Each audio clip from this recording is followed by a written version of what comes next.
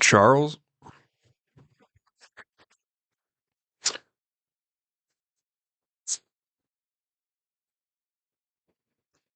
Oh boy.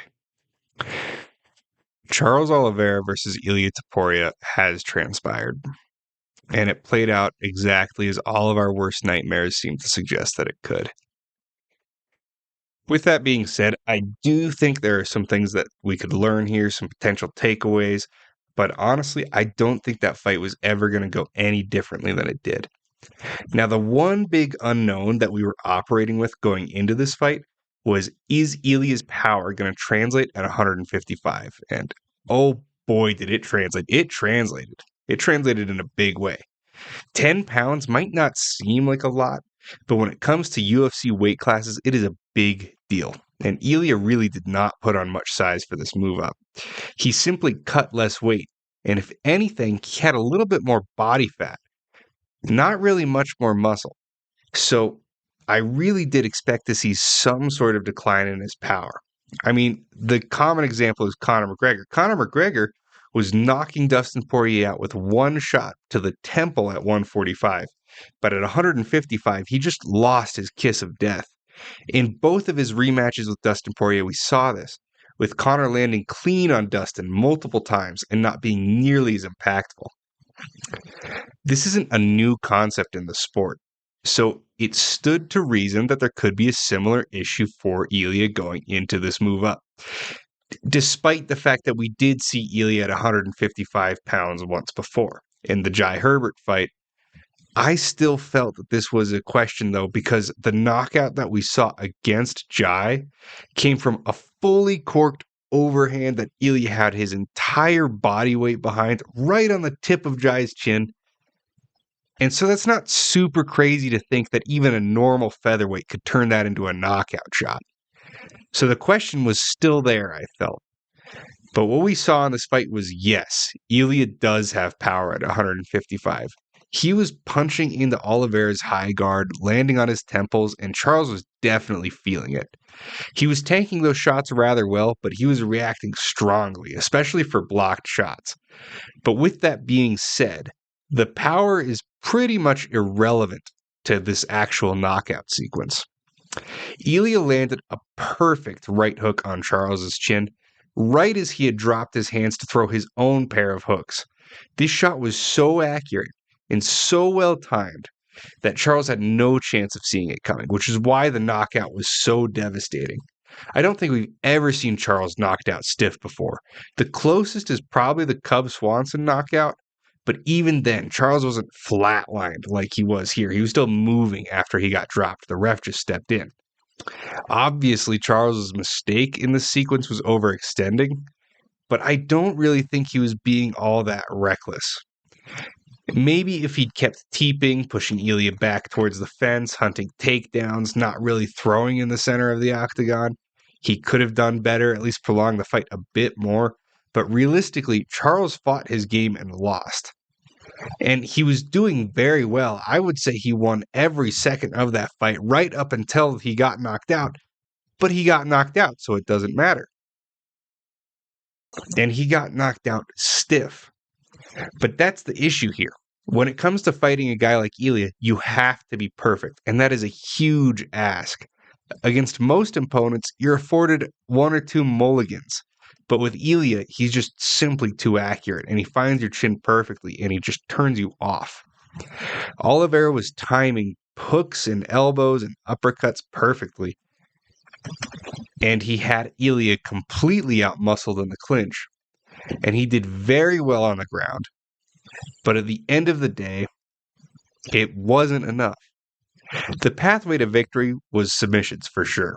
I talked a lot about leg locks in my first video breakdown of this fight, and we did see it exactly how I said we would. Charles has double unders here against the fence and attempts a lat drop that really turned into more of a guard pull. He grabs closed guard easily, but actually opens his guard and lets Ilia pass. Ilia gets to side control, pins one of Charles's arms with his legs, and is working on a 2-on-1 grip with the second. But Charles shows that he's simply stronger, both physically and technically, by getting a deep half sweep to a leg lock, exactly how he did in the Kevin Lee fight, exactly how he did against Islam, and exactly how I said he needed to win this fight. And he had Ilia running away the same way. Unfortunately, it simply wasn't enough.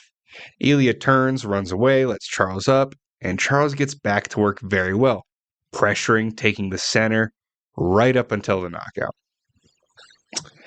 So, what's next for Ilia? He did previously state that he wants to follow Islam to 170, although at the press conference he was saying forget about Islam, so, don't really know. Were he to do that, that would potentially make him the first ever 3-division champion. And I'd say he definitely has a chance against Islam.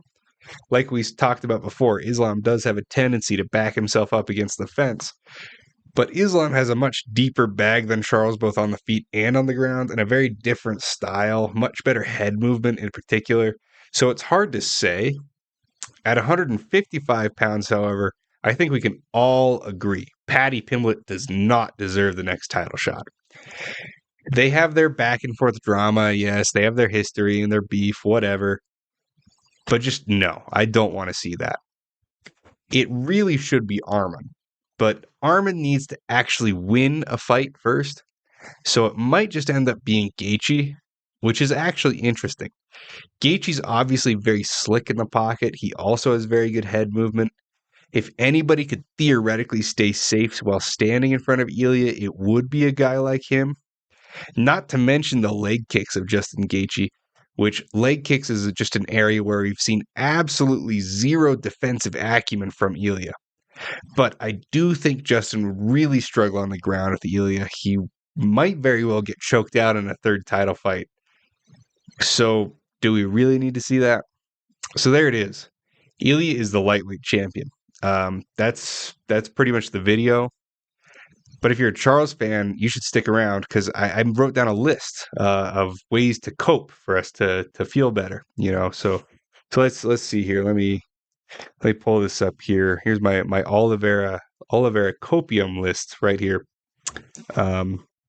Islam's a duck.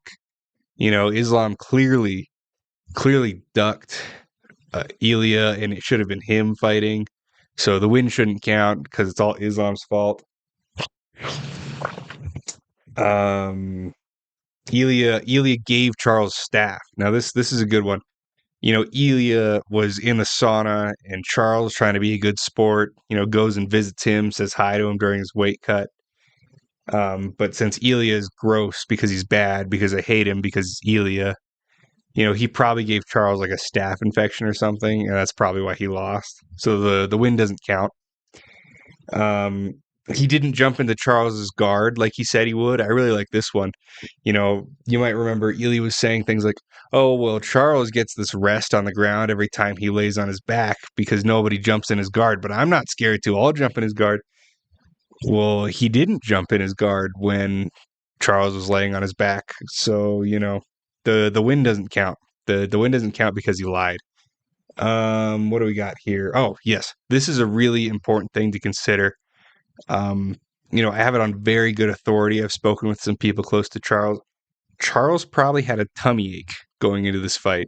So the result should be overturned. Minimum no contest. Those can be pretty devastating. So what else we got here? Charles should have won because I said so, because he had the power of friendship, and I say he should have won, so he should have, because that's how that works. That's all I got. There really isn't any excuse to make. It kind of sucks because the Volk fans at least got some excuses. But at the end of the day, Charles tried his best. He really did. He had a good game plan. It's just, there's not a lot you can do against a guy like Ilia. It is what it is.